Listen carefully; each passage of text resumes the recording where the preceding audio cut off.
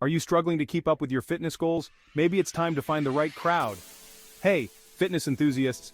Welcome to day 49 of our 60-day health transformation journey. Today it's all about finding your tribe. Yes, your fitness community.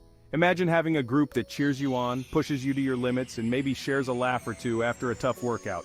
First up, local gyms and fitness classes. Nothing beats sweating it out together and maybe bumping fists after a solid spin class. Not a fan of sweating in public? No worries. Dive into the digital world and connect with fitness apps and online communities. Share your progress, challenges, and get that virtual high five. And hey, don't forget about local events. Join a running club or hit a boot camp. It's not just about the workout, it's about building connections. Last but not least, buddy up. Workout pals aren't just for spotting at the gym, they're for sharing goals, setbacks, and successes. So, surround yourself with positivity and watch as every day becomes a little easier and a lot more fun.